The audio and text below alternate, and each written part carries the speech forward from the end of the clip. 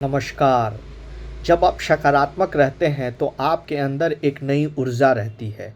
उसी तरह जब आप कभी देखें कि कोई दूसरा व्यक्ति थोड़ा-सा उदास है या थोड़ा-सा उसका दृष्टिकोण नकारात्मक है, तो उसे भी सकारात्मक होने का एक सुझाव या अपनी बातों से उसके अंदर एक मोटिवेशन भर दीजिए। क्योंकि जब आप खुद सकारात्मक रहते हैं, तो आप दूसरों में भी सकारात्मक ऊर्जा का संचार कर सकते हैं।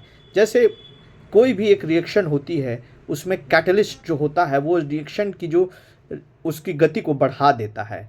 या कोई कास्केडिंग एम्पलीफायर होता है जिसमें यदि उसका एक आउटपुट ज़्यादा है तो वो दूसरे के लिए इनपुट का काम करे। इस तरह से करते करते वो आउटपुट बहुत ही ज़्यादा हो, यानी उसका एम्पलीट्यूड बड़ा हो जाता है। उसी तरह यदि आप दूसरों को सकारात्मक करेंगे तो वो इंसान किसी तीसरे इसी तरह पूरे समाज में एक सकारात्मक वातावरण बन जाएगा। और भारत के विकास के लिए ज़रूरी है कि भारत एक सकारात्मक दृष्टिकोण से आगे बढ़े, क्योंकि हर व्यक्ति यदि सकारात्मक रहेगा तो भारत की हवा में भी वो सकारात्मकता घुल जाएगी।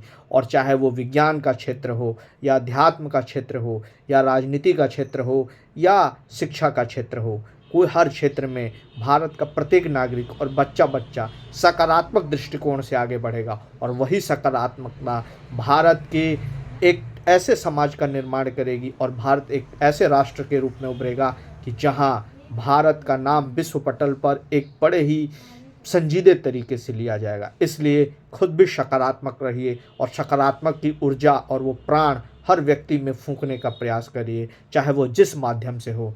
तभी इस समाज का विकास होगा, उस समाज से राष्ट्र का विकास होगा और उस राष्ट्र से पूरे विश्व का विकास होगा। तभी तो हम कह सकते हैं वसुधैव कुटुंबकम। लेकिन उसके लिए है कि हर दृष्टिकोण सकारात्मक रहना चाहिए और सकारात्मकता ही जीवन की एक ऐसी नींव है जिस पे कितनी बड़ी से बड़ी इमारत आप खड़ी कर सकते हैं। इसलिए नकारात्मकता आए भी तो उसके सकारात्मकता के साथ उसका सामना करें और अपने आप को सकारात्मक व्यक्तित्व के रूप में प्रतिस्थापित करें।